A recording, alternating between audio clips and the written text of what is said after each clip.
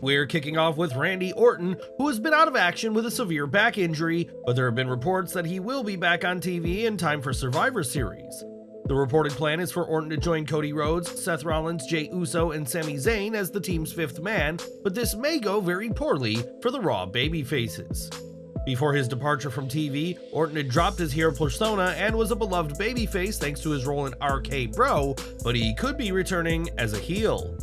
According to sources in WWE, one idea for Survivor Series would see Orton turn on the faces and use his Punt-Kick on Cody, a move that was previously banned.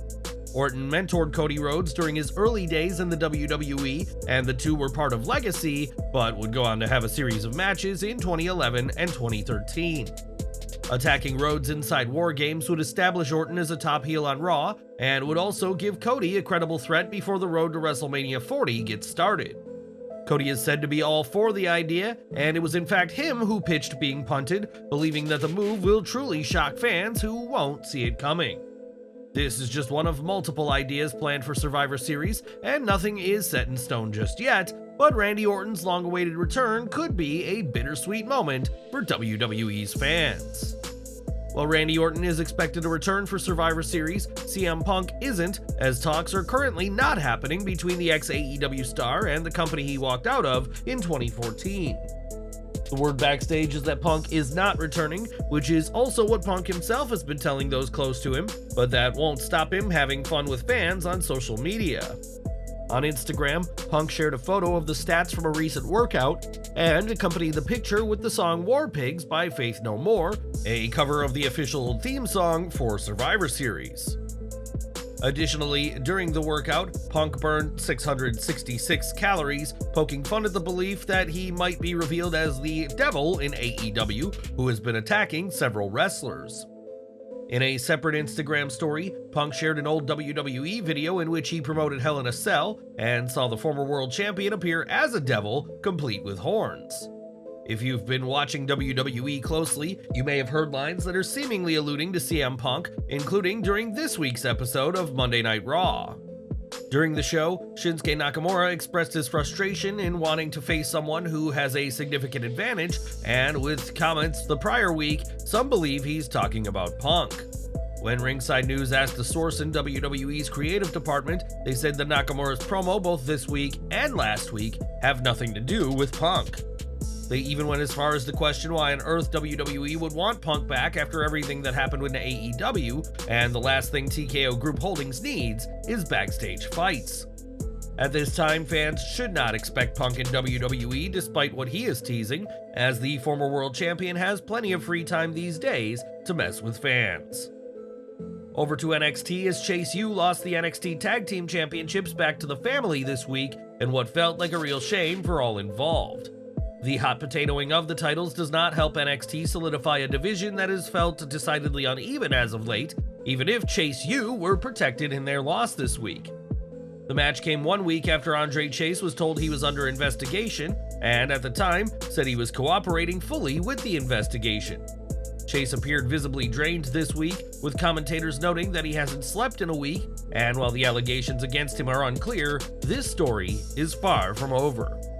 It was this investigation that caused the fans to turn on Chase this week, and given he usually feeds off the fans, this allowed Tony D'Angelo and Channing Stacks Lorenzo to focus on Chase as the weak link. This was a fine match, but far from what the teams delivered at Halloween Havoc, and this hot-shotting of the titles has overshadowed the family's title win. Hopefully, whatever the payoff is worth it, as this week's title change seemed to do little for either team. And what did you think of what we saw with this week's tag title change? NXT saw another Iron Survivor qualifying match, but before Trick Williams faced Joe Coffey, Trick and Carmelo Hayes promised they were on the same page. Williams survived a physical fight with Coffey that nearly ended with a Glasgow send-off, and Mello made no attempts to challenge Gallus, who were at ringside. In the end, Trick caught Joe with a leaping knee for the win in a fine match, though neither man showed their best, perhaps because the outcome was clearly predictable. The Mello and Trick story advanced without hurting the match's flow, and it still looks like Hayes is not to be trusted, despite convincing Williams to stick with him. Once again, Gallus continues their descent to enhancement talent territories, and they may have to wait until NXT Europe before they come close to seeming credible again. More from Survivor Series now, and with Drew McIntyre expected to join the Judgment Day's team inside Wargames, the Faces will need an ally of their own. We've already mentioned that Randy Orton is being considered for the role, but no matter who it ends up being, fans won't have to wait until Survivor Series to find out. Fightful Select reports that the fifth man for the Faces will be revealed before Survivor Series itself, and it's believed that the reason for this is CM Punk. WWE has no plans to use Punk at the event, but if they leave the fifth man to be revealed at the show, there will no doubt be some who believe that Punk is coming in. Rather than leaving fans wanting to see Punk disappointed at the show, WWE will make it clear who the fifth man is before Survivor Series, and we'll have to wait and see if it's Orton or somebody else. On Raw this week, Drew McIntyre confirmed his heel turn after weeks of build, as it was on this week's show that the former WWE champion blasted Jey Uso with a Claymore. McIntyre shaking hands with Rhea Ripley sealed the deal of his heel turn, and according to Fightful Select, his turn has been in the plans for at least a couple of months. As to where McIntyre's story goes from here, we'll have to see, but expect plenty more of the Scottish psychopath now that he's once again a heel on WWE's main roster. With McIntyre turning heel on Raw, many are calling him the Judgment Day's sixth member, but could his arrival also see the exit of another superstar? In recent months, dissension has been teased within the Judgment Day, with much of the issues surrounding Damian Priest, and Senior Money in the Bank's days could indeed be numbered. On Twitter, several fans predicted that not only is McIntyre in the Judgment Day, but he'll be replacing Priest, with some seeing it as similar to when Finn Balor replaced Edge. Many argued that Priest got too full of himself on this week's Raw when he called himself the leader of the Judgment Day, which may lead to his exit from the faction. WWE has been impressed by Priest as of late and see him as a top name in the company, but do you think his days with the faction are numbered? Let us know in the comments. On last week's SmackDown, Rey Mysterio was betrayed by Santos Escobar, who was irate with Carlito's accusations that he betrayed the LWO, and this will be the last we see of Rey for a while. Yesterday, Mysterio shared the sad news with fans that he is out of action with a knee injury which has required surgery, but how long will the Hall of Famer be on the shelf for? House of Wrestling reports that this injury was not caused by Escobar or Logan Paul, and that Rey has been working through a torn meniscus for about 3 months. With the injury slowly worsening, Rey agreed to lose the title to Paul and participate in the SmackDown beatdown to write him off TV, and is expected to miss 6 to 8 weeks. Compared to Rey's prior injuries that have required surgery, this is a relatively short amount of time, and will give Rey time to heal up and return before next January's Royal Rumble. Rey is expected to resume the feud with Santos once he's back, and depending on how things play out at the Rumble, perhaps a match with his old protege could be part of WrestleMania 40. This week's Raw was the penultimate episode of the Red Brand before Survivor Series, and despite this being a Raw show, one of SmackDown's biggest names was backstage. Fightful Select reports that SmackDown GM Nick Aldis was backstage at Raw, but he wasn't there to be the general manager, but instead helped produce a match for the WWE main event taping. It's hardly a surprise that Aldis did this, as when he first started with WWE earlier this year, he was operating as a producer, and that's clearly still the case despite his on-screen role. In addition to Aldis, Bobby Roode also helped produce WWE main event, and it shows that there's much more to the superstars of WWE than what they accomplish in the ring. Raw saw Seth Rollins and Cody Rhodes be part of a backstage segment in which Rhodes tried to convince Seth to stand with him inside Wargames despite their differences. The two spoke about their past and the rivalry in what was a compelling promo, but some fans may have been distracted by what happened in the background. As the pair spoke about their differences, Viking Raider Ivar could be seen walking into shot only to get pushed back twice by a member of WWE's personnel. This awkward blooper is reminiscent of the infamous Attitude Era botch when Vader was being interviewed by Sonny and Road Warrior Hawk walked into the shot only to realize his mistake. Without his tag team partner around, Ivar has been receiving quite the singles push on Raw, but this week's show saw him pushed in a more literal sense with this botch WWE doesn't want you to see. For some time, the Judgment Day was trying to recruit Jey Uso into their fold, with Rhea Ripley even teasing that she was into the former tag team champion. Given the beatdown Jey has received at the hands of the Judgment Day, it appears he won't be aligning with the group, but that hasn't stopped Ripley from playing some mind games. During Raw, Jey and Cody challenged for the undisputed WWE Tag Team titles, but lost thanks to interference from Drew McIntyre, who shook hands with Ripley at the entrance. As seen in footage uploaded after Raw went off the air this week, Ripley took a few seconds to blow a goodbye kiss to Jay before making her way back, as she's not done with main event Jay just yet. We've got an update on former NXT and Impact Wrestling star Kimber Lee, who is scheduled for a pre-trial hearing later this month. PW Insider reports that Lee will appear before the Highlands County Court on the morning of November 28th to deal with an issue she's been dealing with for quite some time. On May 11th in Sebring, Florida, Lee was charged with a DUI, resisting an officer with violence, and battery on a law enforcement officer, and pled not guilty to all charges in July. She also opted to waive her right to a speedy trial and requested a public defender, citing her current financial inability to hire her own defense attorney, and this request was granted. Lee is in a serious situation, and we hope the right outcome is reached, whatever that may be, and we'll continue to follow her case for further updates. Now, WWE is always on the hunt for new names to join its ranks, and now, a name associated with AEW and the Indies is seemingly on his way to becoming a WWE superstar.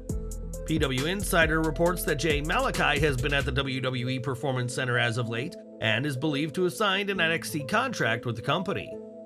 The 19-year-old Malachi has wrestled on AEW Dark, for CZW, West Coast Pro Wrestling, and other promotions, and he isn't the only notable name to be at the PC in Florida. Brogan Finley, the son of WWE's veteran Dave Fit Finley, was also spotted at the Performance Center after having a tryout with the company a few weeks back. While Finley is expected to be offered a deal, it hasn't happened yet, but if he does, he'll join Malachi as the two latest names hoping to become the next top superstar in all of WWE. Back to NXT, and Wes Lee was rolling in his match this week with Baron Corbin before he was distracted by North American champion Dominik Mysterio. Earlier in the night, Lee explained his decision to attack Dominik at Halloween Havoc Night 2, saying that smacking Mysterio and reclaiming the North American title is high on his to-do list. In the main event, though, Dirty Dom distracted Lee long enough for Corbin to hit the end of days, and while the attacks didn't stop, Ilya Dragunov arrived to make the save, but he too ran into the end of days. Corbin was left standing tall, but Dragunov announced he would face Corbin at NXT Deadline, and like much of this show, this match was fine, but didn't feel like a main event showdown. Corbin has been solid in NXT, but there was no heat or stakes for his match with Lee, and while this was arguably the match of the night, this says more about the rest of the card. The Lone Wolf should be a capable challenger for Dragunov, but their encounter is unlikely to outperform the trilogy of matches we saw from Dragunov and Carmelo Hayes. Instead, expect the Iron Survivor Challenge matches to outshine the NXT title match at Deadline, and we would also encourage NXT to heat up the Lee-Mysterio feud before it gets too stale. NXT also saw the Brawling Brutes defeat OTM in another impressive showcase of Ridge Holland and Butch, which could see them challenging for the NXT tag titles soon enough. Gigi Dolin bested Arianna Grace after Grace got into an argument with the referee, and despite their best efforts, the relative newcomer didn't seem like a serious threat to the former NXT Women's Tag Team Champion. And that was this week's NXT, and what did you think of the show as we continue on the road to Deadline? Let us know in the comments down below. Next October, WWE NXT will begin airing on the CW network in what will be a massive change for the Gold brand that should attract some new eyes to the show. In fact, WWE NXT on the CW will attract more viewers than AEW Dynamite, or at least that's what those in WWE think, according to a report from House of Wrestling. The report adds that according to those in WWE, AEW's product is getting cold, despite big names like Bryan Danielson and Adam Copeland joining in recent years. That's why AEW is often inconsistent with their ticket sales, as while their All In event was a clear hit, there's been plenty of shows that have seen hundreds of empty seats. When NXT and Dynamite went head-to-head last month, the Gold brand won, with NXT earning one of its highest viewerships, while Dynamite earned its lowest since October 2021. NXT has been doing a lot of big things as of late, and the CW deal proves that things are going in the right direction, and those in WWE are very pleased with what's coming next year. During WWE Crown Jewel, Logan Paul won the United States title from Rey Mysterio, but only after he protected Rey from what could have been a career-ending injury. After flipping backward off the middle rope, Rey was going to land squarely on his head before Paul made sure he was in position and caught him, and now Paul has revealed what actually happened. During his Impulsive podcast, the Maverick said he was out of position during the spot and said that prior to saving Mysterio, I think I almost killed Rey Mysterio." Paul said that he was too far back and Rey didn't cover as much ground as he wanted to, and said that while he likes the headline saying he saved Rey, he was simply doing his job. Logan Paul only has had a handful of matches in WWE, but has quickly proven himself in the ring, and while he did the right thing in Riyadh, both he and Rey will need to be more careful next time. When Brian Pillman Jr. joined NXT, he established a new name for himself, Lexis King, making it clear that he wanted to be known as his own man and not his father's son. This week, King appeared on Booker T's Hall of Fame podcast, and when asked if he was born to be a wrestler, said it was his father who didn't give him much of a choice. He explained, "You know, I think about that a lot and I feel like I never had a choice. I felt like it was always in my blood for the fact that the day he decided he was going to name me Brian Pillman. I was trapped. It was everywhere I go. It's a household name in Cincinnati where I grew up, and I couldn't escape that legacy. Couldn't escape all the reminders of him. And to be fair, he didn't exactly leave me a choice." When Brian Pillman passed away the day of Bad Blood 1997, King was still just a child, and while his father's choice of a name may have played a role, King is ready to establish himself with his own name in the ring. It's been nearly 2 months since Dolph Ziggler's 19-year career with WWE came to an end, and while he still can't wrestle elsewhere, the show-off is able to host comedy shows. This past weekend, Ziggler hosted a comedy show / Q&A, which was part of him and his brother Ryan Nemeth's Hunkamania tour, during which Dolph was asked an interesting question. One fan asked Dolph and Ryan if they have a favorite Bella twin, and Dolph gave the answer of a portobello mushroom, before Ryan simply said they've both been very good to him. Dolph and Ryan will be taking their tour to LA this Thursday, and will be in Chicago during Survivor Series weekend, and the pair are clearly having a lot of fun outside of the ring. In the ring, though, we know that Ziggler will face RVD for Big Time Pro Wrestling next year, and in a post on social media, Puerto Rico's World Wrestling Council confirmed that the show-off is coming.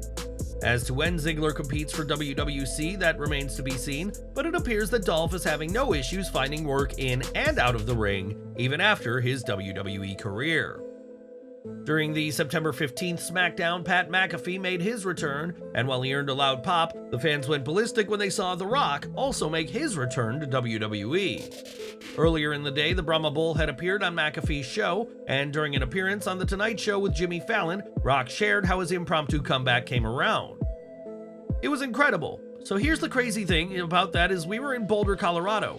I was there for College Game Day, and I found out the night before the WWE SmackDown is going to be in Denver, which is right up the road. So I called my buddy at WWE, Nick Khan, and said, 'Hey man, I heard SmackDown is here. Can you confirm that?' He said, 'It is.' I said, 'Good. Well, The Rock is coming to SmackDown.'" Many feel that The Rock's return was helped by the SAG-AFTRA strike, as while he was not permitted to work on films and TV affiliated with the union, that meant he could still appear for WWE. With the strike over, it remains to be seen when we'll next see The Rock in the ring, but whether he faces his cousin next year or not, the Great One can still electrify the WWE Universe. Since 1993, the WWE Hall of Fame has welcomed all manner of wrestlers and performers, though not everyone who deserves the honor has been inducted. One name many feel has earned this spot is Dustin Rhodes, whose bizarre Goldust character helped push the envelope in the mid-90s, which, in a way, helped build toward the Attitude Era. Of course, Rhodes is currently with AEW, but during an appearance on Busted Open Radio, Cody Rhodes argued that his brother deserves the honors. He said, "That would blow my mind. We have to get Old Chicken," his nickname for Dustin, "in that Hall of Fame first though. My brother, we have to get Chicken in there. He's just out there still hitting the ropes where you can hear the ding, he's hitting him so hard. We have to get him in there." In WWE, Rhodes, as Goldust, was a 3-time Tag Team Champion, 3-time Intercontinental Champion, and 9-time Hardcore Champion. Plenty more than what some inductees have done. Rhodes may be in AEW, but that doesn't mean he couldn't make a one-night appearance during WrestleMania 40 weekend. And do you think he deserves an induction? Sound off in the comments. In August 2022, Parker Boudreaux debuted for AEW, but it's been over half a year since his most recent match during the March 3rd edition of Rampage.